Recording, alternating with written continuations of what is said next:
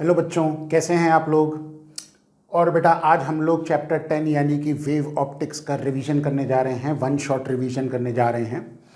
और बेटा उम्मीद करता हूं कि आप लोगों ने बड़े अच्छे से हमारे प्रीवियस वन शॉट रिवीजन्स का आपने बहुत अच्छे से तैयारी करी होगी, अच्छे से उसको देखा होगा। और उम्मीद करता हूं कि बेटा आप लोग पढ़ाई बहुत अच्छे से कर रहे हैं ताकि आपके नंबर पूरे आएँ। हमारी कोशिश हमेशा ये रहती है कि बेटा आपके नंबर बहुत अच्छे आएँ, और जब आपके चेहरे पे खुशी होती है तो हम मानिए हमारे चेहरे पे भी दुगनी खुशी हो जाती है ना। तो कोशिश ये करिए कि पूरे पूरे नंबर लाइए, और किसी भी तरह की कोई भी हेल्प की ज़रूरत है तो हम लोग हमेशा अवेलेबल हैं आप लोगों के लिए। चलिए चैप्टर नंबर 10 जो कि वेव ऑप्टिक्स है, इसका हम रिवीजन करने जा रहे हैं।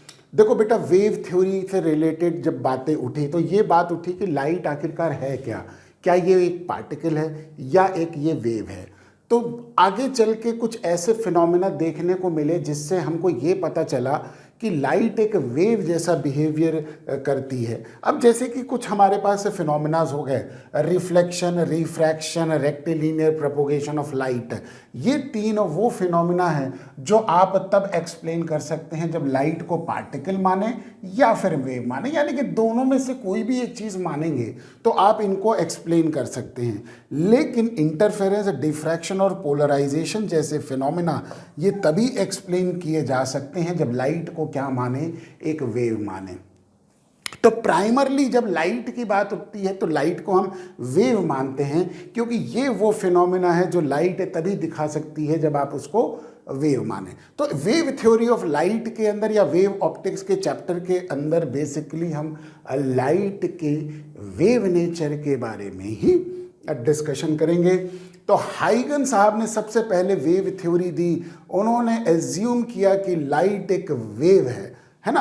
अब जैसे कि सपोज कर लो कि ये एक हमारे पास बेटा सोर्स है, और सोर्स क्या करेगा, लाइट वेव को ये हर तरफ हर एक डायरेक्शन में क्या करेगा, जनरेट करेगा। तो ये वेव चली, ऐसे आगे बढ़ गई, ये भी वेव चली, ये भी वेव चली, ऐसे करते करते चारों तरफ ये वेव चली। अब देखो बेटा, हमने कुछ पॉइंट्स मार्क कर रखे हैं जिसको हमने कहा यहाँ पे ए है ना, तो इसको हम लाल कलर से कर देंगे। ये देखिए ए पॉइंट, और ये देखिए बी पॉइंट, और ये देखिए सी पॉइंट। ये तीन पॉइंट्स मार्क करें। ये वो पॉइंट्स हैं जहां पे एस से चलने वाली वेव सेम फेज में पहुंच रही है। कहने का मतलब है कि इनिशियली यहाँ से जो निकल रही है वो तो सेम फेज में है, लेकिन ए पॉइंट पे और बी पॉइंट पे और सी पॉइंट पे देखिए वेव क्या पहुंच रही हैं, सेम फेज पे पहुंच रही हैं। तो जब इन पॉइंट्स को हम ज्वाइन करते हैं तो जो लोकस मिलता है उसको हम कहते हैं बेटा वेव फ्रंट कहते हैं। ठीक, तो वेव फ्रंट क्या हो गया, it is the locus of all the points which are oscillating in the same phase. और इसी वेव फ्रंट की डेफिनेशन देखिए यहाँ पे मैंने लिखी है, प्रॉपर डेफिनेशन ये है। ये बड़ी इंपॉर्टेंट चीज़ें हैं बेटा, देखिए मैंने इंपॉर्टेंट भी लिख रखा है। तो it is the continuous locus of all the points या particles of the medium which are oscillating in the same phase lying on the wave. उसी को हम कहते हैं बेटा वेव फ्रंट कहते हैं। तो कितने तरह के वेव फ्रंट होते हैं ये बड़ा इंपॉर्टेंट है बेटा जानने के लिए। स्फेरिकल वेव फ्रंट होता है, सिलेंड्रिकल वेव फ्रंट होता है, और प्लेन वेव फ्रंट होता है।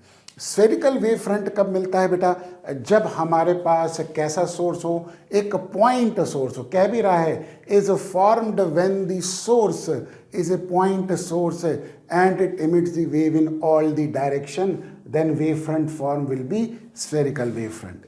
तो बेटा जब एक सोर्स पॉइंट सोर्स होता है तो जो वेव फ्रंट मिलता है वो हमको स्फेरिकल वेव फ्रंट मिलता है।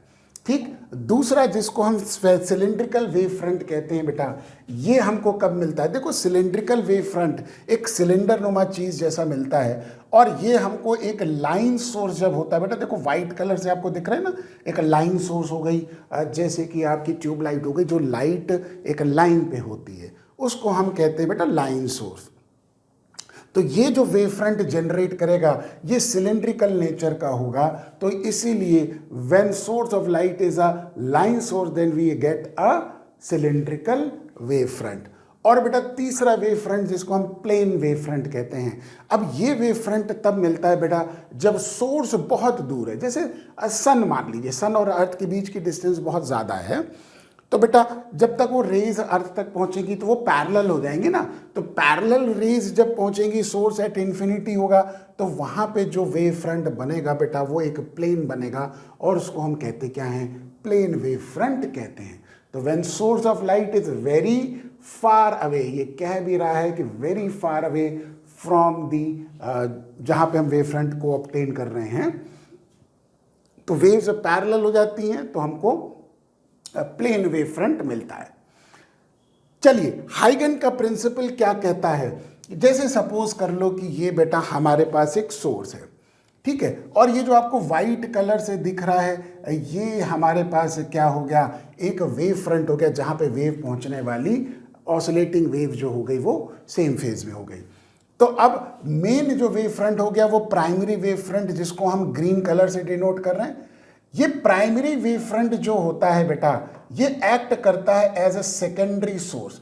तो जो प्राइमरी वेव फ्रंट जो ग्रीन कलर से दिख रहा है ना, इसके हर एक पॉइंट्स देखिए, ए बी सी डी, ऐसे ही जो पॉइंट्स हो गए, ये एक्ट कर रहा है एज अ सेकेंडरी सोर्स। तो वो फिर से क्या करेगा, वेव्स को जनरेट करेगा चारों तरफ। तो ये जो वाइट कलर से दिख रहा है, ये हमको कैसा वेव फ्रंट मिल रहा है, सेकेंडरी वेव फ्रंट मिल रहा है, ठीक। तो हर एक प्राइमरी वेव फ्रंट बिहेव करता है एज ए सेकेंडरी सोर्स, जो कि फर्दर जनरेट करता है सेकेंडरी वेव फ्रंट को, है ना। और यही बातें हमने यहाँ पे पॉइंट्स के रूप में लिख रखी हैं बेटा।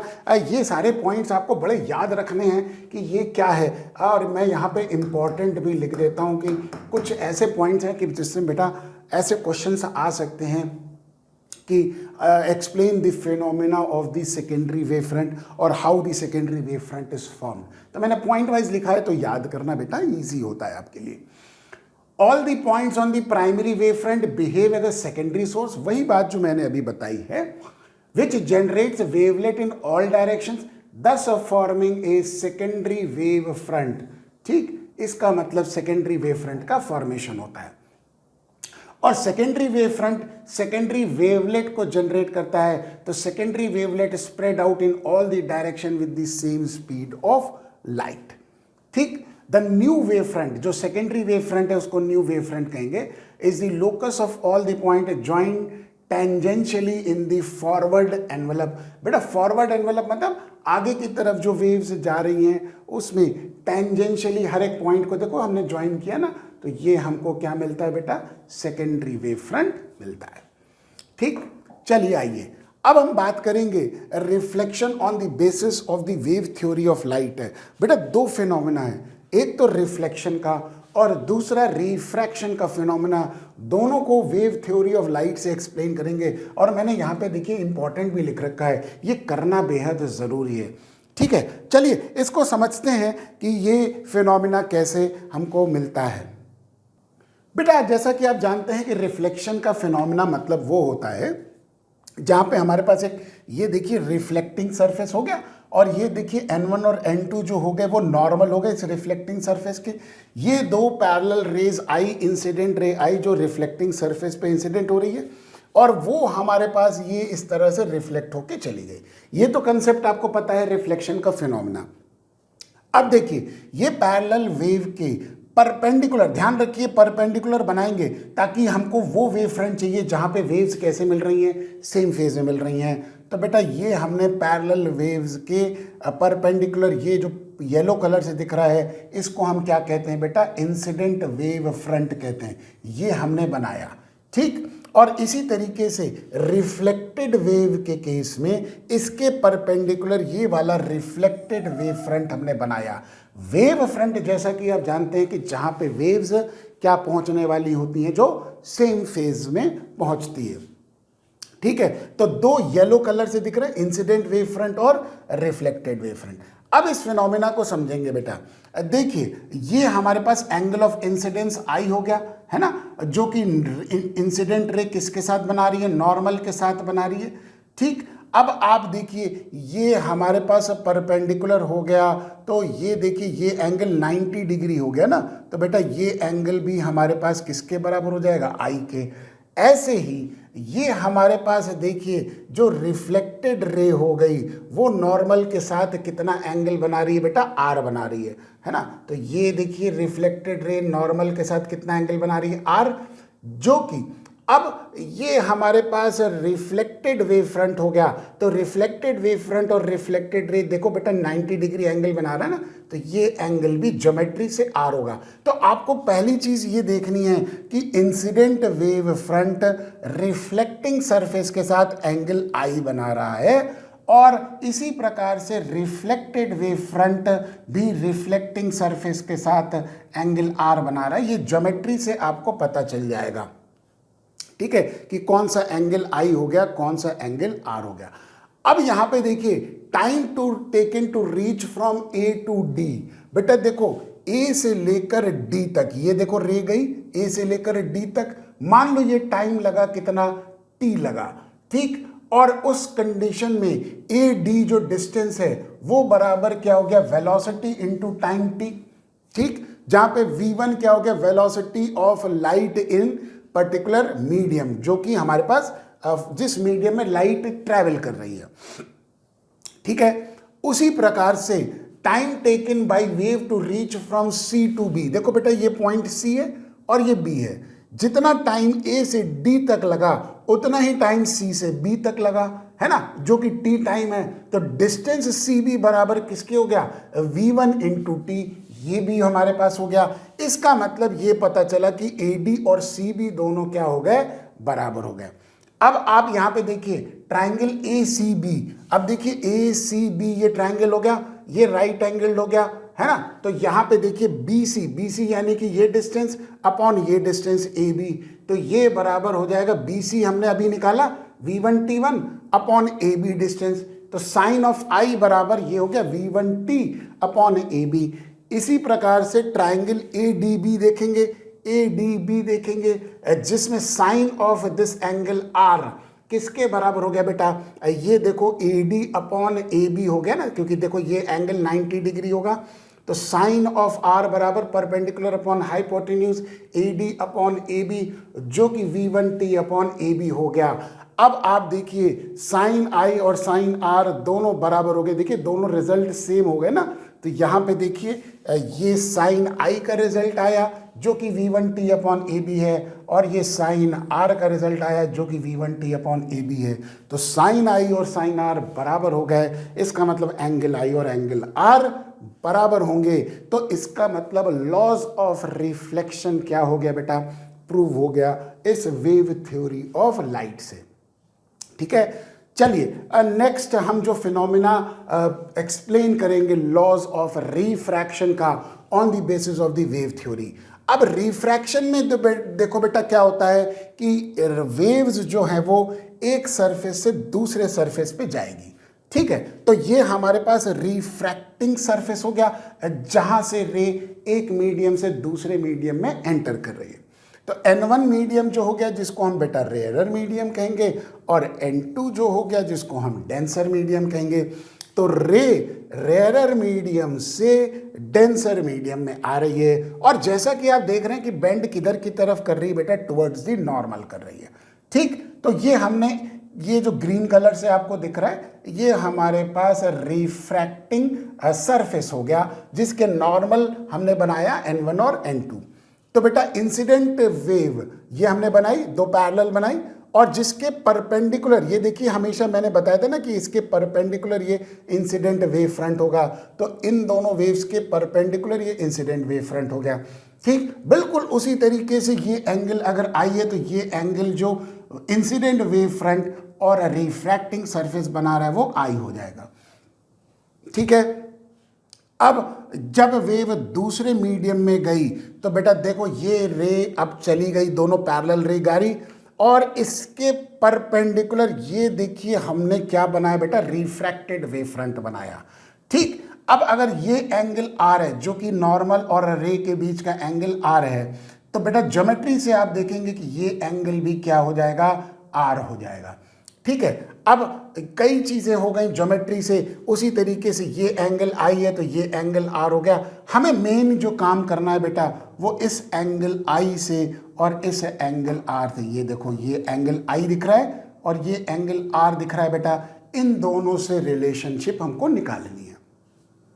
जैसे हमने रिफ्लेक्शन के केस में डिस्कस किया था, बिल्कुल उसी तरीके से अब हम रिफ्रैक्शन के केस में डिस्कस करेंगे। देखो बेटा, time taken by the wave to travel from A to D. अब देखो ए से लेकर डी तक ये डिस्टेंस हो गया है ना, वो मान लेते हैं टी। तो उस समय वेलोसिटी दूसरे मीडियम में क्या हो गई, v2 हो गई, क्योंकि देखो ए से लेकर डी जो डिस्टेंस है वो बेटा डेंसर मीडियम में ट्रैवल कर रही है। तो ये वेलोसिटी यहाँ पे v2 हो गया मल्टीप्लाइड बाई t, तो AD डिस्टेंस आ गया हमारे पास किसके बराबर, v2 इंटू टी आ गया। ठीक, अब सिमिलरली ये डिस्टेंस तो हमको समझ में आ गया AD कैसे आया। Similarly time taken by the wave to travel from C to B। देखो बेटा C से लेकर B तक जो वेलोसिटी हो गई वो v1 हो गई ना बेटा, क्योंकि ये वेलोसिटी किस मीडियम में हो गई बेटा, रेयर मीडियम में। तो C से लेकर B तक का जो डिस्टेंस है वो बराबर हो जाएगा velocity v1 multiplied by t। जितना टाइम रे ने ए से लेकर डी तक लिया उतने ही टाइम में वो कहाँ से कहाँ गई, सी से लेकर बी तक। अब आप यहाँ पे क्लियरली देख सकते हैं कि बेटा ये डिस्टेंस ज़्यादा हो गया और ये डिस्टेंस कम हो गया, है ना। तो उसी तरीके से जैसे कि हमने पीछे निकाला था साइन आई और साइन आर, ऐसे ही हम निकालेंगे बेटा। तो साइन ऑफ दिस एंगल ये हमारे पास क्या हो जाएगा, परपेंडिकुलर, यानी कि सी बी या बी सी कह लीजिए अपॉन ए बी, यही लिखा हुआ है B C upon A B. B C distance v1t हो गया अपॉन ए बी कर लिया। उसी प्रकार से sine of this angle R, ये वाला एंगल आर हो गया, इसका साइन अगर हमको निकालना है तो बेटा देखो ये एंगल 90 डिग्री हो गया ना, तो ये बराबर परपेंडिकुलर अपॉन हाइपोटेन्यूज, यानी कि AD अपॉन AB हो जाएगा। तो AD अपॉन AB, AD बराबर v2t अपॉन AB हो जाएगा। ठीक, अब इससे हमने क्या निकाला बेटा, साइन आई और साइन आर की वैल्यू ये रिलेशनशिप में निकाली। अब हम पीछे वही चीज हम लिखेंगे कि ए बी को हमने बेटा अब v1t अपॉन साइन आई लिख दिया और v2t अपॉन साइन आर लिख दिया, है ना। ए बी को हमने बेटा पीछे से कॉमन ले लिया, तो ए बी बराबर v1t अपॉन साइन आई, ऐसे ही ए बी बराबर v2t अपॉन साइन आर, वही चीज यहाँ पे हमने लिख दी। ठीक है, t से t कैंसिल, तो v1 अपॉन साइन आई बराबर v2 अपॉन साइन आर, तो sine I upon sine R बराबर v1 अपॉन v2, जो कि 1/2 होता है। और यही बात कहता है बेटा स्नेल्स लॉ। तो बेटा हमने लॉज ऑफ रिफ्रैक्शन को वेव थ्योरी ऑफ लाइट से क्या किया बेटा, प्रूव कर दिया। चलिए नेक्स्ट कंसेप्ट देखते हैं। अब हम प्रिज्म का बिहेवियर देखेंगे बेटा वेव थ्योरी के कंसेप्ट के पॉइंट ऑफ व्यू से। देखो बेटा प्रिज्म क्या करती है, मैंने आपको बेटा प्रिज्म थ्योरी के बारे में चैप्टर 9 में बताया था कि प्रिज्म लाइट को डिविएट करती है और डिस्पर्स करती है, दोनों फिनोमेना दिखाती है। तो यहाँ पे डिविएशन की बात हो रही है। ये हमारे पास पैरेलल रेज आई, तो बेटा इंसिडेंट वेव फ्रंट जो हो गया वो इनके परपेंडिकुलर हो गया, है ना। अब जब ये रे क्या करेगी, प्रिज्म से बाहर निकलेगी, तो ये डिविएट हो गई ना बेटा अपने यूजुअल पाथ से, तो इसके परपेंडिकुलर ये हमारे पास इमर्जेंट वेव फ्रंट हो गया। तो इमर्जेंट वेव फ्रंट और इंसिडेंट वेव फ्रंट देखिए पैरेलल नहीं रहे, बल्कि एक सर्टेन एंगल से क्या हो गए, टिल्ट हो गए। तो in case of a prism emergent wave front is tilted at a certain angle as compared to incident wave front. यही बात हमारे पास यहाँ पे उभर के आ रही है, because wave moving from the top edge है ना of the prism takes less time inside the prism as compared to wave moving near the bottom edge, है ना बेटा। देखो ये बॉटम एज की डिस्टेंस ज़्यादा हो गई, ये कम हो गई, और वेलोसिटी वहाँ पे मीडियम के अंदर डिफरेंट हो गई, तो इसीलिए ये बिहेवियर देखने को मिलता है। Behaviour of lens in wave theory. अब बेटा लेंस देखिए क्या करता है, कोई भी पैरेलल रे ऑफ लाइट जो आती है जब वो लेंस के थ्रू पास होती है तो बेटा वो कहाँ मीट करती है, फोकस पे, है ना। कन्वेक्स लेंस हमने ले लिया, ठीक। तो ये हमारे पास इंसिडेंट वेव फ्रंट हो गया, और जब ये फोकस पे बेटा मीट करेगी तो ये पॉइंट पे मीट कर रही है ना, ये देखिए ये पॉइंट पे मीट कर रही है। और जैसे कि मैंने आपको बताया था कि जब कोई चीज़ पॉइंट पे मीट करती है तो बेटा कैसा वेव फ्रंट बनेगा, ये देखिए स्फेरिकल वेव फ्रंट बना। तो बेटा इंसिडेंट वेव फ्रंट तो प्लेन वेव फ्रंट हुआ, लेकिन इमर्जेंट वेव फ्रंट कैसा हो गया, स्फेरिकल वेव फ्रंट हो गया in the case of a lens. ठीक, और यही बात हमने यहाँ पे लिखी है कि in case of a lens we obtain spherical emergent wave front because the ray travelling through the marginal portion of the lens takes less time. ये बेटा किनारे वाला जो पार्ट है इसको मार्जिनल पोर्शन कहते हैं, और यहाँ से किनारे वाला पोर्शन पतला होता है ना कन्वेक्स में, तो यहाँ पे कम टाइम लगा एज कंपेयर टू कहाँ पे, central portion of the lens, यहाँ पे ज़्यादा टाइम लगा क्योंकि ये थिक है ना। तो ये फर्क आ जाता है जिसकी वजह से ये हमको वेव फ्रंट मिलेगा। चलिए नेक्स्ट जो वेव फ्रंट है वो किसका है बेटा, मिरर का इन दी वेव थ्योरी, है ना। और यहाँ पे आप देखिए हमने एक क्या बनाया है, कनकेव मिरर बनाया है। जिस तरह से यहाँ पे पीछे हमने कन्वेक्स लेंस बनाया था, ऐसे यहाँ पे हमने एक मिरर बनाया, कनकेव मिरर। और ये हमारे पास देखिए 3 पैरेलल रेज हो गई इंसिडेंट वेव फ्रंट, जो कि इन पैरेलल रेज के परपेंडिकुलर ये बना इंसिडेंट वेव फ्रंट। ठीक, रिफ्लेक्शन के बाद जब वेव कनकेव मिरर से क्या करेगी, रिफ्लेक्ट करेगी, तो बेटा वो कहाँ मीट करेगी, फोकस पे मीट करेगी ना। ये देखिए फोकस पे मीट कर रही है ना, ये रेज आ रही है फोकस पे मीट कर रही है। ठीक, अब देखिए फोकस पे मीट कर रही है तो ये एक पॉइंट की तरह बिहेव करेगा, यानी कि जो रिफ्लेक्टेड वेव फ्रंट हुआ वो कैसा हो गया बेटा, स्फेरिकल वेव फ्रंट हुआ। तो in case of a spherical mirror we get spherical reflected wave front because the central wave takes more time before reflection as compare to marginal, है ना। कंपैरिजन जब हम करेंगे तो यही कंसेप्ट निकलेगा। चलिए अब हम बात करते हैं सुपरपोजिशन ऑफ वेव्स के बारे में। बेटा वेव्स का सुपरपोजिशन, जैसा कि आप जानते हैं, आपने 11th क्लास में भी सीखा होगा कि 2 वेव्स जब एक पर्टिकुलर पॉइंट पे मीट करती हैं तो रिजल्टेंट वेव जो होती है वो सारी वेव्स के डिस्प्लेसमेंट का वेक्टर सम होगा, है ना। अब जैसे कि देखो ये वेव आ रही है y1, ये y2 आ रही है, ये y3 आ रही है, एक पर्टिकुलर पॉइंट P पे मीट कर रही है, तो निकलने वाली वेव जिसको हम y डिस्प्लेसमेंट से डिनोट करेंगे, ये बराबर हो जाएगी रिजल्टेंट वेव, जो तीनों वेव्स के डिस्प्लेसमेंट का वेक्टर सम हो रहा है। इसी फिनोमिना को हमने यहाँ पे क्या बोला बेटा, सुपरपोजिशन प्रिंसिपल कहा। ठीक, सुपरपोजिशन से प्रिंसिपल से हमको फिनोमिना देखने को मिलता है बेटा इंटरफेरेंस ऑफ द वेव्स का।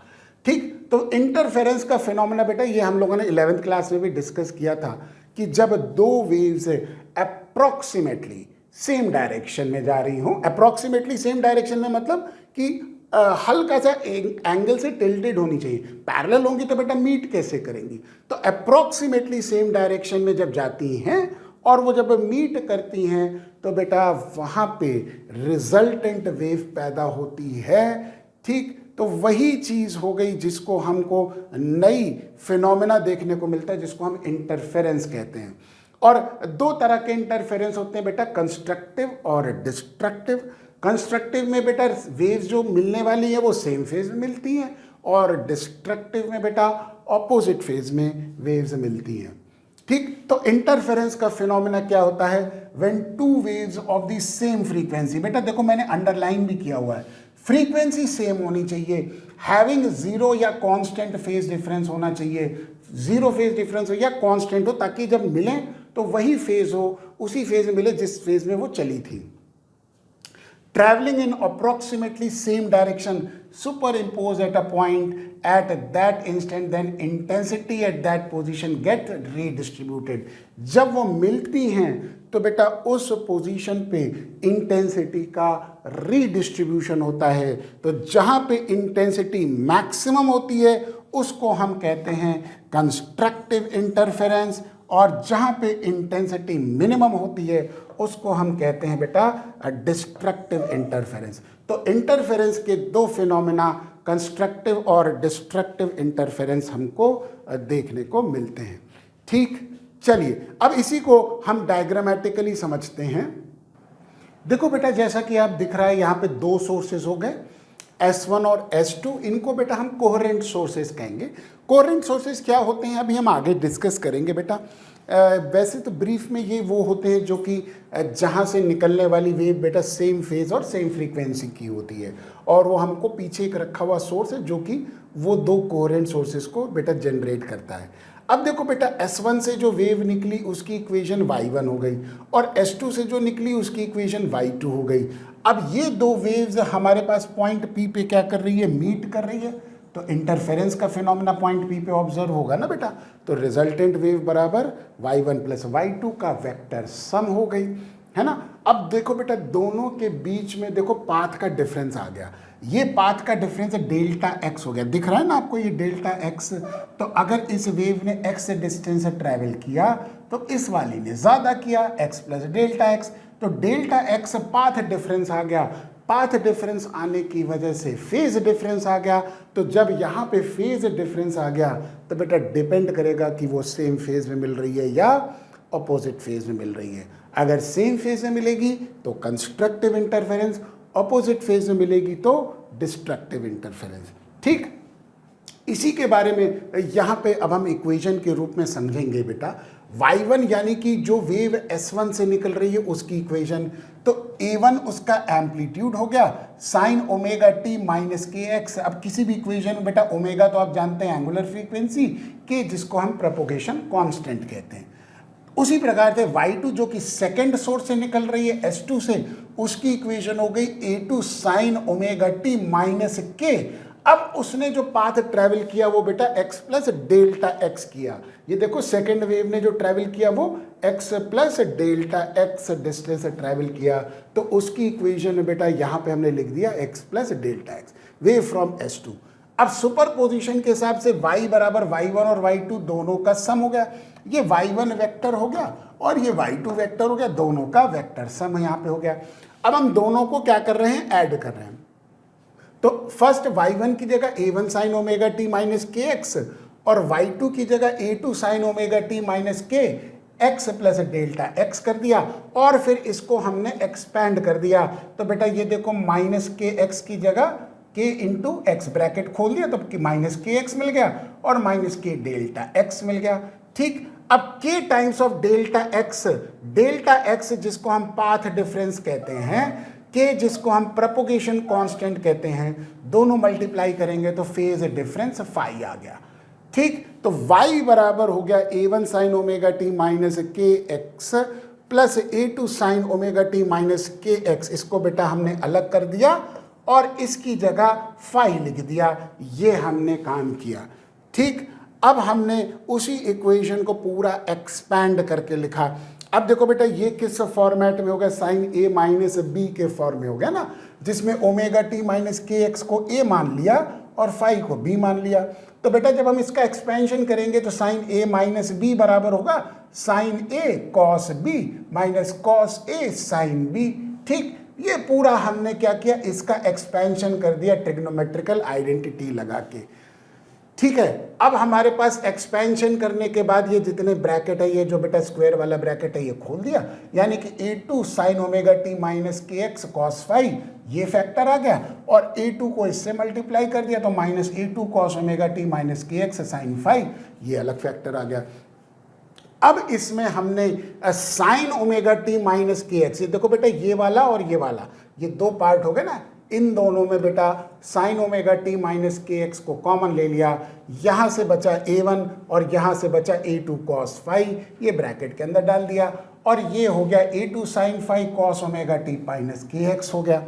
ठीक, अब इसमें हमने एक काम ये किया कि ये जो पार्ट है जो ग्रीन कलर से हमने सर्कल किया हुआ है, इसकी जगह a कॉस थीटा माना और इसकी जगह a साइन थीटा माना, तो नई वेव जो हमको मिली वो इसकी जगह a cos theta sine omega t minus k x, इसकी जगह a sine theta cos omega t minus k x मिला। और बेटा जब ये हमने इक्वेशन के रूप में ट्रिग्नोमेट्रिक के फॉर्म में देखा तो क्या मिला हमको बेटा, उसी फॉर्म में मिला ना, साइन ए माइनस बी के फॉर्म में, जहाँ पे ये वाला पार्ट a हो गया और थीटा b हो गया। तो रिजल्टेंट वेव की equation capital A sign omega t minus k x minus theta हो गया।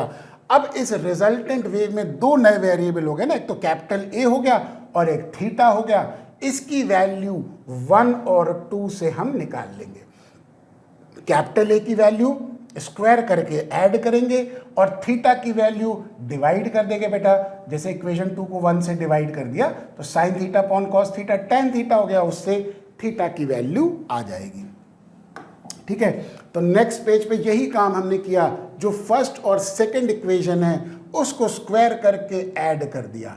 तो इसका स्क्वायर किया तो बेटा a1 square plus a2 square cos square 5 plus twice a1 a2 cos 5, ये बेटा इसका स्क्वायर किया है ना, बराबर a square cos square theta. और इसका स्क्वायर करेंगे तो a2 स्क्वायर साइन स्क्वायर 5 और इसका स्क्वायर करेंगे a square sine square theta. अब हमने स्क्वायर किया और फिर हमने ऐड कर दिया। तो ऐड कर दिया तो बेटा यहाँ पे a1 स्क्वायर और a2 स्क्वायर में यहाँ पे देखो बेटा cos square 5 plus sine square 5 मिला, जो कि कॉमन हो गया ना बेटा a2 स्क्वायर, और plus twice a1 a2 cos 5 और यहाँ से a स्क्वायर कॉमन हो गया। अंदर ब्रैकेट के अंदर क्या बचा बेटा cos square theta plus sine square theta. इसकी वैल्यू जैसा कि आप जानते हैं 1 होती है। तो कैपिटल A स्क्वायर बराबर a1 square plus a2 square plus twice a1 a2 cos 5 हो गया, और इधर ये भी वैल्यू 1 हो गई ना, तो बेटा वही चीज़ आ गई। ये हमने नई रिजल्टेंट वेव का नया एम्पलीट्यूड निकाला, जो कि डिपेंड कर रहा है पुराने वेव के एम्पलीट्यूड के ऊपर और उनके बीच में बेटा ये जो cos फाई है ना, फाई क्या हो गया, फेज डिफरेंस हो गया, जो कि दो इंटरफेरिंग वेव्स के बीच का है। ठीक है, और जैसा कि पीछे मैंने बताया था कि इन दोनों को डिवाइड कर देंगे, तो बेटा सेकंड को 1 से डिवाइड कर देंगे तो a sine theta upon a cos theta, ये दे देगा tan थीटा बराबर a2 sine phi upon a1 plus a2 cos phi आ जाएगा। तो थर्ड और फोर्थ हमने 1 और 2 से निकाल लिया। ठीक, चलिए अब इंटेंसिटी ऑफ द वेव, कोई भी वेव की intensity directly proportional to amplitude का स्क्वायर होती है। तो k कांस्टेंट हो गया तो I इज इक्वल टू के ए स्क्वायर हो गया। तो बेटा यहाँ पे देखो कैपिटल A स्क्वायर की जगह I लिख दिया, कैपिटल स्मॉल a1 स्क्वायर की जगह I1 लिख दिया, a2 स्क्वायर की जगह I2 लिख दिया, प्लस ट्वाइस a1 a2 की जगह अंडर रूट I1 I2, क्योंकि I directly proportional to a square होगा ना बेटा, इनटू क्या हो जाएगा कॉस फाई। ये जैसे एम्पलीट्यूड की इक्वेशन है वैसे ही ये हमारे पास किसकी इक्वेशन हो गई, इंटेंसिटी की। ये इक्वेशन नंबर 5 कर देंगे, है ना बेटा, 4 तो ये रही, ये 5 हो गई। ठीक है, चलिए नेक्स्ट आगे देखते हैं। अब हमको फिनोमेना देखने को मिलेगा बेटा कंस्ट्रक्टिव और डिस्ट्रक्टिव इंटरफेरेंस का। कंस्ट्रक्टिव इंटरफेरेंस वो होगा जहां पे मिलने वाली वेव्स सेम फेज में मिलेंगी। तो बेटा ये इंटेंसिटी की इक्वेशन पीछे अभी हमने डिराइव करी थी 5 नंबर की इक्वेशन। तो I की वैल्यू मैक्सिमम कब होगी, जब cos फाई की वैल्यू +1 हो, है ना, ये बेटा +1 होगा तो I मैक्सिमम होगा। और +1 की स्थिति में जब I मैक्सिमम होता है तो उसको हम बेटा कहते क्या है, कंस्ट्रक्टिव इंटरफेरेंस कहते हैं ना, जब इंटेंसिटी मैक्सिमम होती है। और कब कब होगी, जब फाई की वैल्यू 0 हो, 2 पाई हो, 4 पाई हो, multiples up to so on, यानी कि जनरल वैल्यू 2n पाई हो गई, जहाँ पे n की वैल्यू 0, 1, 2, 3 एंड सो ऑन हो गई। ठीक, इन वैल्यूज के लिए cos फाई की वैल्यू +1 होगी। तो बेटा पीछे हमें पता है कि फाई बराबर किसके होता है, देखो फेज डिफरेंस बराबर होता है ना 2 pi by lambda into path difference delta x, वही चीज़ यहाँ लिखी है। ये देखिए फेज डिफरेंस हो गया 2n पाई, है ना, 2n पाई, देखिए फेज डिफरेंस 5 हो गया, और ये हो गया 2 पाई बाई लैम्डा जो कि प्रोपोगेशन कांस्टेंट है, मल्टीप्लाइड बाई डेल्टा x जो पाथ डिफरेंस हो गया। तो 2 pi by lambda into delta x बराबर फेज डिफरेंस, 2 पाई दोनों साइड पे कैंसिल हो गए, तो डेल्टा x बराबर n लैम्डा जब होगा, दो वेव्स के बीच में जब path difference integral multiple of wavelength का होगा, तो बेटा हमको कैसा फिनोमेना देखने को मिलेगा, कंस्ट्रक्टिव इंटरफेरेंस देखने को मिलेगा। ठीक है, ये चीज़ को समझना ज़रूरी है। और डिस्ट्रक्टिव इंटरफेरेंस कब मिलेगा? जब बेटा इंटेंसिटी मिनिमम होगी और मिनिमम की कंडीशन में cos फाई की वैल्यू -1 होगी। वो तब होगी जब फाई की value pi, 3 pi, 5 pi odd multiples of pi के बराबर होगी, है ना। तो ये हमारे पास हो जाएगा इन जनरल फॉर्मूला फाई बराबर 2n-1 into pi, where n की वैल्यू 1, 2, 3 एंड सो ऑन। बिल्कुल सेम तरीके से k into delta x 2 pi by lambda into delta x बराबर फाई के हो गया। फाई को हमने रखा 2n-1 इंटू पाई, कैंसिल हो गया बेटा, तो delta x 2n-1 lambda by 2। तो अगर path difference 2n-1 lambda by 2 के ऑर्डर का होगा तो डिस्ट्रक्टिव इंटरफेरेंस होगा, यानी कि मिलने वाली वेव्स जो हैं वो डिस्ट्रक्टिवली मीट करेंगी। तो इंटेंसिटी मिनिमम होगी। मिनिमम मतलब डार्क बैंड, मैक्सिमम मतलब लाइट के केस में ब्राइट बैंड, है ना, ये होगा। ठीक है, तो odd multiples of lambda by 2 पे डिस्ट्रक्टिव इंटरफेरेंस, और हमारे पास इंटीग्रल मल्टीपल ऑफ लैम्डा के टर्म्स में जब मिलेगा तो कंस्ट्रक्टिव इंटरफेरेंस मिलेगा। ठीक, तो कंस्ट्रक्टिव इंटरफेरेंस में इंटेंसिटी मैक्सिमम, और जब वो मैक्सिमम होगी तो एम्पलीट्यूड भी मैक्सिमम। डिस्ट्रक्टिव इंटरफेरेंस में इंटेंसिटी मिनिमम तो एम्पलीट्यूड भी मिनिमम। तो बेटा cos फाई की वैल्यू +1 थी, तो I मैक्सिमम बराबर I1 + I2 + twice √I1 I2। तो I मैक्सिमम की वैल्यू ये हमारे पास आ गया √I1 + √I2 का होल स्क्वायर, यानी कि इसकी जगह A1 लिख दिया, इसकी जगह A2 लिख दिया। ठीक है, ये हमने कर दिया। इसी प्रकार से I मैक्सिमम और I मिनिमम का जब हम रेशियो निकालेंगे तो बेटा ये मैक्सिमम हो गया और ये मिनिमम हो गया, तो ये हो जाएगा √I1 + √I2 का होल स्क्वायर, और मिनिमम में √I1 - √I2 का होल स्क्वायर हो गया। एम्पलीट्यूड के टर्म्स में मैक्सिमम और मिनिमम का जो रेशियो आया वो ये आ गया A1 + A2/A1 - A2 आ गया। ठीक, नेक्स्ट पॉइंट जो डिस्कस करने जा रहे हैं बेटा वो coherent sources and incoherent sources. ये कई बार बेटा बहुत इंपॉर्टेंट ऐसे थ्योरेटिकल क्वेश्चन आ जाते हैं कि what is the difference between coherent and incoherent source. तो कोहेरेंट सोर्स वो होता है जहां से वेव सेम फ्रीक्वेंसी की हो। बेटा ध्यान रखिए, ये मैं अंडरलाइन भी कर रहा हूँ, हाईलाइट भी कर रहा हूँ, सेम फ्रीक्वेंसी की हो, यानी कि मोनोक्रोमैटिक। मोनोक्रोमैटिक मतलब single colour, and also zero या कांस्टेंट फेज डिफरेंस हो। ये दो कंडीशन सेटिस्फाई होनी चाहिए, तो उसको हम कहते हैं बेटा कोहेरेंट सोर्स। और जो कंडीशन सेटिस्फाई नहीं करेगा उसको इनकोहेरेंट सोर्सेज कहेंगे। ठीक है, तो नेक्स्ट जो हेडिंग है वो क्या है? Condition for obtaining 2 coherent sources. 2 coherent sources को ऑब्टेन करने की क्या कंडीशन है? Light from both source should come from the single source of the light. बेटा दो जो S1 और S2 स्लिट थे वहां पे जो लाइट आ रही है वो सिंगल सोर्स से आनी चाहिए, तभी वो कोहेरेंट सोर्स होगा। लाइट शुड बी मोनोक्रोमैटिक, यानी कि same colour and same frequency या वेवलेंथ की हो। Path difference should not be very large, approximately 30 times the path difference is not preferred. मतलब बहुत ज़्यादा पाथ डिफरेंस नहीं चाहिए हमें, है ना, बस उससे कम चाहिए, यानी कि 30 times of the path difference से कम हो तो ज़्यादा प्रेफरेबली रहता है इंटरफेरेंस के फिनोमेना को ऑब्जर्व करने के लिए। अब आते हैं यंग्स डबल स्लिट एक्सपेरिमेंट, जिसको शॉर्ट फॉर्म में बेटा YDSE कहते हैं, है ना। अब देखो बेटा ये सिंगल सोर्स हो गया, ये यहाँ से निकलने वाली जो वेव्स हो गई वो सेम फेज में पहुंची। कहाँ पर? ये स्लिट इस पे और इस पे, S1 और S2 पे। ये दो स्लिट हो गई ना, S1 और S2, ये S2 नाम दे देंगे, ये S1 हो गई। ठीक, अब आप यहाँ पे देखिए कि ये स्लिट के बीच की डिस्टेंस क्या हो गई? कैप स्मॉल d हो गई। ठीक, इस वेव ने x डिस्टेंस ट्रेवल किया, इसने ज्यादा किया x + डेल्टा एक्स। तो बेटा पॉइंट P पे जब ये पहुंचेंगे तो बेटा फेज डिफरेंस आएगा, है ना। क्यों? क्योंकि पाथ डिफरेंस हो गया, डेल्टा एक्स का पाथ डिफरेंस हुआ तो फेज डिफरेंस आएगा। फेज डिफरेंस की वजह से यहाँ पे वो या तो कंस्ट्रक्टिव इंटरफेरेंस दिखाएगा या डिस्ट्रक्टिव इंटरफेरेंस दिखाएगा। ठीक है, तो ज्योमेट्री से अगर आप देखें, सपोज कर लो कि ये एंगल अल्फा है ना, तो बेटा ये भी एंगल अल्फा होगा। तो sine of this angle alpha बराबर क्या हो जाएगा बेटा? डेल्टा x/d हो गया, है ना। और tangent of this angle alpha बराबर किसके हो गया बेटा? ये डिस्टेंस y हो गया, जो कि सेंटर से इंटरफेरेंस की पोजीशन का डिस्टेंस हो गया y, और ये कैपिटल D हो गया जो कि स्लिट और स्क्रीन के बीच का डिस्टेंस हो गया।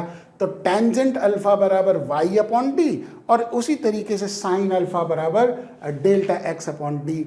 अब मैंने ऑप्टिक्स में रूल बताया था कि बेटा स्मॉल एंगल के लिए साइन थीटा टेन थीटा बराबर होते हैं, तो ये दोनों को इक्वेट कर दिया। Sine alpha delta x by D, tan alpha y by D, दोनों को इक्वेट कर दिया। तो y बराबर delta x D upon D, ये हो गया distance between slit and screen, और ये हो गया बेटा small D, distance between two slits हो गया। ठीक, y क्या हो गया? Position of interference fringes on the screen. ये देखो जो स्क्रीन पे इंटरफेरेंस फ्रिंजेस पैटर्न दिख रहा है ना, उसकी पोजीशन हो गई। और डेल्टा एक्स, सारी बातें लिखी हुई, डेल्टा एक्स पाथ डिफरेंस हो गया जो कि S1 और S2 से निकलने वाली है। Capital D distance between slit and screen, और small D distance between two slits हो गई। ठीक, अब y हमने पीछे जो रिलेशनशिप निकाली वो delta x capital D upon small d निकाली। अब y अगर पोजीशन हो गई कंस्ट्रक्टिव की, है ना बेटा, तो वहां पे डेल्टा x किसके बराबर होना चाहिए? n लैम्डा के। अगर कंस्ट्रक्टिव पोजीशन हो गई तो वहां पे y कंस्ट्रक्टिव की पोजीशन के लिए n lambda d by D हो गई। तो n की वैल्यू 1 रखेंगे तो फर्स्ट ब्राइट फ्रिंज मिलेगी, 2 रखेंगे तो सेकंड ब्राइट फ्रिंज मिलेगी, 3 रखेंगे तो बेटा थर्ड ब्राइट फ्रिंज मिलेगी, और ऐसे ही y1 y2 हमें पोजीशन फॉर ब्राइट फ्रिंजेस मिलते चले जा रहे हैं। ठीक, ये तो ब्राइट की बात हो गई। अब अगर सपोज कर लो, जरूरी थोड़ी ना कि y position for bright fringe हो सकता है वो डार्क फ्रिंज की पोजीशन हो, तो वहां पे बेटा डेल्टा x की वैल्यू किसके बराबर होनी चाहिए? 2n-1 lambda by 2, odd multiples of lambda by 2 के ऑर्डर का होना चाहिए। तो बेटा वहां पे डेल्टा x की जगह 2n-1 लैम्डा बाई 2 पुट कर देंगे, है ना। तो अब n की जगह जब हमने 1 पुट किया तो बेटा position for first dark fringe मिली, 2 पुट किया तो position for second dark fringe मिली, और n की जगह जब 3 पुट किया थर्ड डार्क फ्रिंज मिल गई। तो y1 y2 y3 यहाँ पे ये जो पोजीशंस हैं ये डार्क फ्रिंजेस की पोजीशंस हो गई, और यहाँ पे ये जो पोजीशंस है ये ब्राइट फ्रिंजेस की पोजीशन हो गई। ठीक, तो बीटा जिसको हम फ्रिंज विड्थ कहते हैं, फ्रिंज विड्थ मतलब 2 कंसेक्यूटिव ब्राइट के बीच की डिस्टेंस या 2 कंसेक्यूटिव डार्क के बीच की, क्योंकि इक्वल स्पेसिंग है, bright dark bright dark bright dark ऐसे करके मिलेगा। तो चाहे तो 2 ब्राइट के बीच की डिस्टेंसेस निकाल लेंगे तो वो y3 माइनस y2 कर लेंगे या y2 माइनस y1 कर लेंगे, तो ये हमारे पास बीटा आ जाएगा जिसको हम फ्रिंज विड्थ कहते हैं। 3 चीज़ों पर डिपेंड करा, बड़ी इंपॉर्टेंट बात है बेटा। कई बार ऐसे डायरेक्ट क्वेश्चन आते हैं, और ये मैं यहाँ पे इंपॉर्टेंट भी लिख देता हूँ कि बीटा किस किस चीज़ पे डिपेंड करा, ये ध्यान रखिए। वेवलेंथ ऑफ द लाइट, क्या वेवलेंथ इस्तेमाल करी है उसके हिसाब से फ्रिंज विड्थ होगी। Capital D distance between the slit and screen, जितनी ज़्यादा होगी बीटा उतना ही ज़्यादा होगा। और स्मॉल डी यानी कि स्लिट के बीच की जो डिस्टेंस हो गई वो अगर ज़्यादा हो गई तो बीटा की वैल्यू कम हो जाएगी। ये हमारे पास कंडीशन हो गई जिसको हम फ्रिंज विड्थ कहते हैं। ठीक है, चलिए अब हम नेक्स्ट जो बात करने जा रहे हैं बेटा वो डिफ्रैक्शन से रिलेटेड बात करेंगे। डिफ्रैक्शन वो फिनोमेना है बेटा, bending of the light around the corners of a small obstacle. बेटा जो कई बार क्या होता है कि ये फिनोमेना हमें साउंड के केस में बड़ा देखने को मिलता है कि कोई बगल वाले कमरे में बात कर रहा है तो बेटा दरवाजे से साउंड हमारे पास आ जाता है ना, तो वहाँ पे ये फिनोमेना देखने को मिलता है। लेकिन लाइट के केस में ये इजीली ऑब्जर्वेबल नहीं होता, क्योंकि लाइट की जो वेवलेंथ होती है वो बेटा बहुत छोटी होती है, तो इसीलिए लाइट के केस में ये फिनोमेना हमें कम देखने को मिलता है ना। तो कई बार क्या होता है कि लाइट के केस में हमें ये फिनोमेना तब देखने को मिलेगा जब ऑब्स्टिकल का साइज उसकी वेवलेंथ के ऑर्डर का हो। जैसे कि यहाँ पे आप देख सकते हैं कि अपर्चर यानी कि लाइट ट्रांसमिटिंग एरिया जो है वो वेवलेंथ से काफ़ी बड़ा है, तो बेटा डिफ्रैक्टेड प्लेन वेवफ्रंट ये हल्का सा यहाँ पे कर्व्ड मिलता है बस, लेकिन बाकी सामने जो है वो बिल्कुल प्लेन मिल जाएगा। लेकिन होता क्या है कि जब साइज ऑफ अपर्चर वेवलेंथ के ऑर्डर का हो, ये अपर्चर जो है ये इसका साइज हमने छोटा कर दिया, तो जब ये पॉसिबल होगा तो वेवलेंथ के ऑर्डर का अपर्चर होगा, तो वहां पे बेटा देखो डिफ्रैक्टेड वेव फ्रंट कैसा मिल गया, स्फेरिकल वेव फ्रंट मिल गया, है ना। तो कंसेप्ट क्या बना कि ये तो यहाँ पे प्लेन वेव फ्रंट आ रहा है लेकिन यहाँ पे स्फेरिकल वेव फ्रंट मिला, इसका मतलब ये जो ओपनिंग है ये बिहेव कर रहा है एक सेकेंडरी सोर्स की तरह, और वो जब चारों तरफ वेव को जनरेट करेगा तो बेटा कैसा वेव फ्रंट मिलेगा, स्फेरिकल वेव फ्रंट मिलेगा। और यही हमारे पास डिफ्रैक्शन के केस में बात आती है, वही बात हमने यहाँ पे लिखी भी है कि size of aperture is greater than lambda wavelength of light, then diffracted wavefront is a plane with edges slightly curved, जो कि पीछे मैंने explain किया है। When the size of aperture decreases and becomes of the order of the wavelength, the diffracted wavefront becomes a spherical wavefront। ये मैंने अभी पीछे डिस्कस कर दिया है। और जब स्फेरिकल वेवफ्रंट होगा तभी ये डिफ्रैक्शन का फिनोमिना हमें ऑब्जर्व होता है। कितने तरह के डिफ्रैक्शन होते हैं, दो तरह के, फ्रेस्नेल और फ्रॉनहोफर डिफ्रैक्शन। फ्रेस्नेल डिफ्रैक्शन जब source of light and screen are placed very close to each other, source और स्क्रीन के बीच की जो डिस्टेंस है वो बहुत क्लोज होगी two when the source of the light and screen are placed very close to the aperture. Aperture यानी कि जो ओपनिंग है जहाँ से लाइट ट्रांसमिट हो रही है, and no lens is required, उसको कहते हैं फ्रेस्नेल। फ्रॉनहोफर में when source of light and screen are placed far from the aperture and lens is required, है ना। तो वहाँ पे जो ऑब्जर्व होता है डिफ्रैक्शन पैटर्न उसको फ्रॉनहोफर डिफ्रैक्शन कहते हैं। ये हमारे पास सिंगल स्लिट एक्सपेरिमेंट हो गया जो कि डिफ्रैक्शन का हो गया। ये देखिए बेटा सोर्स है और ये हमने एक कन्वेक्स लेंस का इस्तेमाल किया जो कि क्या बेटा ऐसे रखा हुआ है ताकि सोर्स उसके फोकस पे रहे। तो लाइट रेज चली और वो क्या बन गई, पैरेलल रेज बन गई, यानी कि इंसिडेंट वेव फ्रंट कैसा हो गया बेटा, प्लेन वेव फ्रंट हो गया, है ना। और ये हमारे पास सिंगल स्लिट हो गई जो कि ओपनिंग हो गई, जिसकी ओपनिंग की जो विड्थ है यानी कि स्लिट की जो विड्थ है वो डी हो गई। बेटा डबल स्लिट एक्सपेरिमेंट में स्मॉल डी क्या था, distance between the two slit है।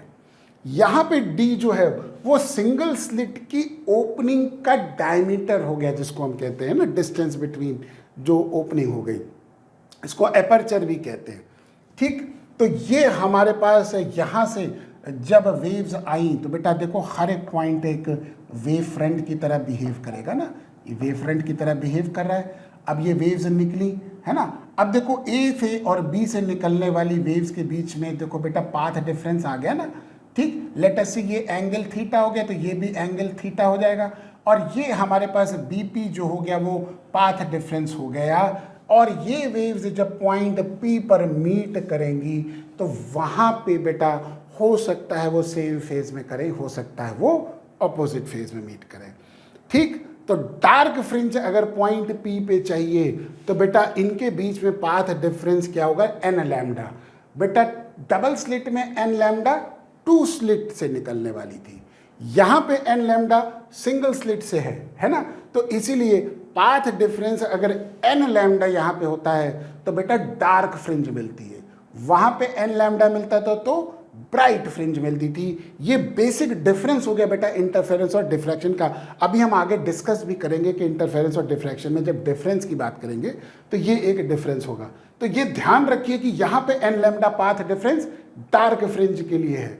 तो form delta triangle A P B अगर हम देखें तो ए पी बी है ना, ट्राइंगल अगर हम देखें, ये देखिए ए पी बी, ये देखो पॉइंट पी है, एक्चुअली में पॉइंट पी ना कि इसको क्यू कर दें ज़्यादा सही रहेगा वरना कन्फ्यूजन हो जाएगा। ए पी बी इस ट्राइंगल में देखेंगे तो बेटा B P upon A B, B P upon A B ये बराबर हो जाएगा साइन थीटा के। तो बी पी यानी कि ये डिस्टेंस बराबर डी साइन थीटा के, और बी पी किसके बराबर होना चाहिए, एन लैम्डा के। तो एन लैम्डा बराबर डी साइन थीटा के होगा। तो पॉइंट क्यू पे क्या मिलेगा हमें, डार्क फ्रिंज मिलेगा, यानी कि वहाँ पे डिस्ट्रक्टिवली वहाँ पे वेव्स मीट करेंगे। तो एन लैम्डा बराबर डी साइन थीटा, तो फर्स्ट डार्क फ्रिंज की कंडीशन में लैम्डा बराबर एन की जगह क्या हो जाएगा 1, तो ये हो जाएगा डी साइन थीटा 1। और सेकेंड डार्क फ्रिंज के लिए ट्वाइस ऑफ लैम्डा बराबर डी इंटू साइन थीटा 2 हो गया। और ऐसे करते करते अलग अलग डार्क फ्रिंजेस के लिए 3 लैम्डा है ना, एन की जगह 1 2 3 पुट करते चलेंगे तो हमारे पास मिलेगा थीटा 1। ये हमारे पास हो गया बेटा फर्स्ट डार्क की और फर्स्ट डार्क की दोनों साइड में। तो बेटा एंगुलर सेंट्रल मैक्सिमा, जिसको हम angular width of central maxima कहेंगे, ये एंगल हो गया ना जो कि ट्वाइस ऑफ थीटा 1। थीटा 1 ये एंगल हो गया, ये भी थीटा 1 हो गया, ये एंगल ट्वाइस ऑफ थीटा 1 हो गया। तो ट्वाइस थीटा 1 को हम कहते हैं बेटा angular width of central maxima. ये हमारे पास लीनियर विड्थ हो गई जो कि P और P डैश के बीच की डिस्टेंस हो गई, और एंगुलर विड्थ हो गया जिसको हम ट्वाइस थीटा 1 कहेंगे। बेटा टर्म्स को याद रखना, एंगुलर विड्थ और लीनियर विड्थ है ना, एंगुलर विड्थ एंगल के टर्म्स में, लीनियर विड्थ लेंथ के टर्म्स में होती है। ठीक है, तो यहां से अगर आप देखिए तो ट्वाइस थीटा 1 और डी, कैपिटल डी और स्मॉल डी कैसे रिलेटेड होगा। ठीक, half angular width of central maxima theta 1 होगा, इसको हम हाफ एंगुलर विड्थ कहेंगे, हाफ एंगुलर विड्थ थीटा 1 होगा। और ये बराबर किसके होगा बेटा, ये डिस्टेंस अपॉन कैपिटल डी है ना, वही चीज हो गई। तो ये हमारे पास साइन थीटा बराबर lambda upon D, for small angle sine theta tan theta बराबर हो गए, तो थीटा 1 बराबर लैम्डा डी, और angular width of the central maxima जो कि ट्वाइस थीटा 1 होगा, twice lambda D by D हो गया। ये हमारे पास एंगुलर विड्थ हो गई, एंगुलर विड्थ हो गई है ना। Linear width of central maxima जिसको बीटा नॉट से डिनोट करेंगे, वो बराबर ट्वाइस थीटा 1 बराबर बीटा नॉट अपॉन डी। ये डिस्टेंस जो हो गई वो बीटा नॉट हो गया, ये डिस्टेंस डी हो गया।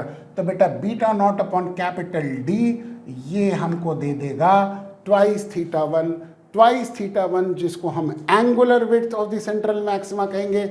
दोनों को इक्वेट कर देंगे तो ट्वाइस लैम्डा डी है ना, और अपॉन छोटा डी, इसकी जगह ये रख दिया तो बीटा नॉट आ जाएगा, ट्वाइस लैम्डा अपॉन छोटा डी बड़ा डी है ना। इसकी जगह बेटा यहाँ पे ये रख दिया ना, देखो ट्वाइस लैम्डा अपॉन छोटा डी है ना, इसकी जगह रख दिया ट्वाइस थीटा 1 की जगह, ये बराबर beta not upon capital D हो गया, जिससे बीटा नॉट की वैल्यू ट्वाइस लैम्डा अपॉन छोटा डी इंटू कैपिटल डी जो कि यहाँ पे लिखा हुआ है।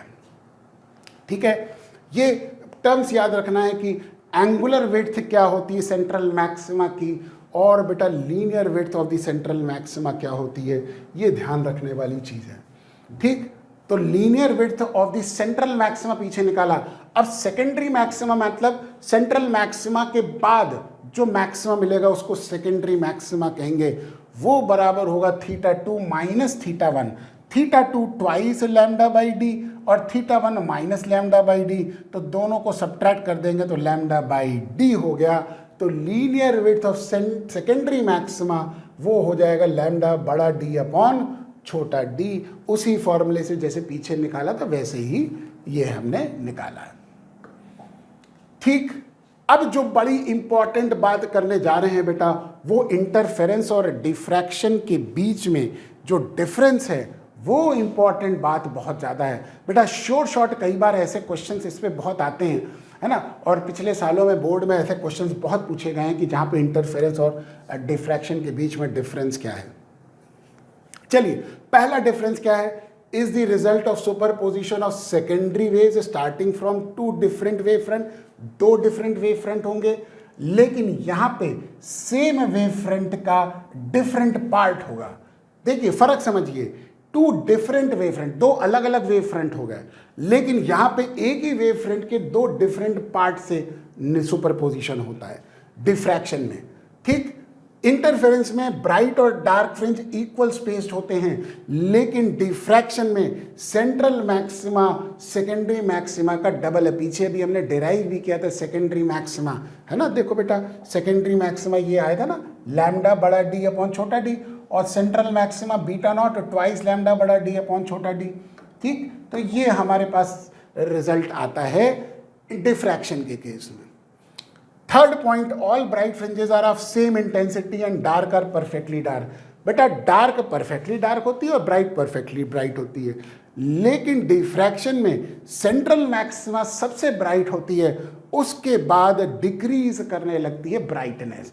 तो डार्क लेस डार्क हो रहा है और ब्राइट लेस ब्राइट हो रहा है। कहने का मतलब है कि कंट्रास्ट जो है ब्राइट और डार्क के बीच में वो कम होने लगेगा, है ना। तो poor contrast between bright and dark मिलेगा और एक ऐसी सिचुएशन आ जाएगी कि अब ब्राइट और डार्क में फर्क नहीं कर पाओगे। ठीक। Fourth point, at angle lambda by D we get bright fringe, और यहां पे at angle lambda by D we get dark fringe. जैसा कि पीछे मैंने बताया था बेटा, एल लैम्डा की पाथ डिफरेंस पे यहाँ पे ब्राइट फ्रिंज मिलता है और यहाँ पे डार्क फ्रिंज मिलता है। ठीक, ये हमारे पास डिफ्रैक्शन का बेटा डायग्राम हो गया। ये देखिए सेंट्रल मैक्सिमा की विड्थ हो गई ना, तो ये देखो बेटा लीनियर विड्थ हो गई जो कि माइनस लैम्डा बाई डी से लेकर plus lambda by D distance हो गया twice lambda by small D हो गया, है ना। और ये आपका देखिए हमारे पास जो ब्राइट फ्रिंज का जो सेकेंडरी जो ब्राइट फ्रिंज है ना, उसका हो गया सेकेंडरी मैक्सिमा का। ठीक, ये भी सेकेंडरी मैक्सिमा का हो गया और ये width of the secondary maxima हो जाएगा जो कि लैम्डा बाई डी होगा, जैसे कि पीछे मैंने बताया था।